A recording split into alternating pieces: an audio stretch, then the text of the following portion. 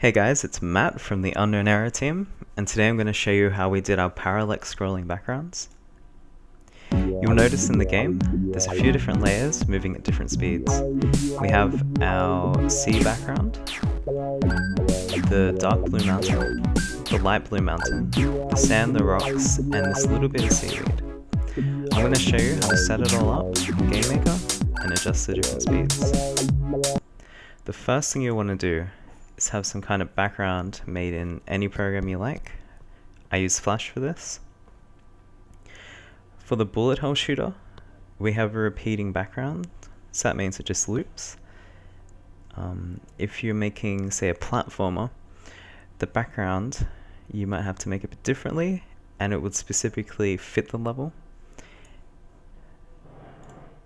Now, in Game Maker, to get this all working, the first step is to import your backgrounds or load them.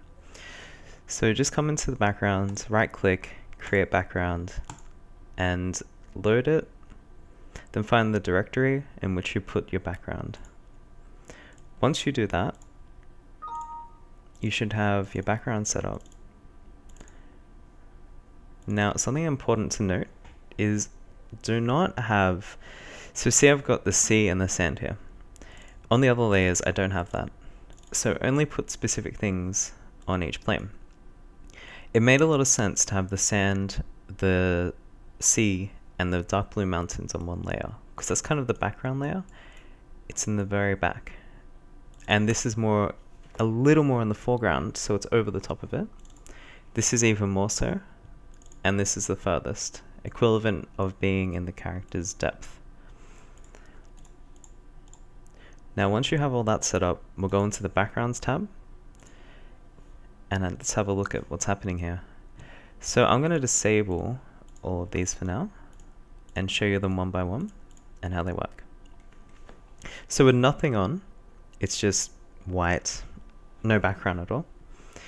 If I enable the first background, which is background 0, you'll notice that first layer I was talking about, the furthest to the back, and we have set its horizontal speed to -4. The reason for that is things in the background, say if you're in a train, the thing in the distance, it'll move the slowest. So that's why it has the slowest speed, -4. And I always tick tile horizontally and tile vertically. It just works for me personally. Background color doesn't really matter because you will never see it. Background 1. This is what I meant before. Basically, because it's in front of it, it doesn't need the sand or the sea. If it had that in it, it would have overlapped the background 0 layer. So make sure you take note of that. That's a really important step. I messed that up on the first time. Now something interesting here you'll notice is that in the Y I have a value called 40. This allows you to move it up and down. So if I set 30 or 20, 10 or 0. So you'll notice on 0 you can see the blue, but on 40 it's gone. That's the reason why I did that, and it shows that you don't have to make a perfect background straight away. Like, you want it to look good, but you can always adjust the X and Y. Game Maker is pretty flexible. And you also notice the horizontal speed of this one was -4, and this one's -8. Because it's in front and a bit closer to the camera, it moves faster. Background 2, the rocks, and these are even faster, and they just have a -8. On 0, they were a bit too low, and I know it's just a small thing, but it makes a bit of a difference. And yeah, we have -13 for the horizontal speed. And the last one is the seaweed.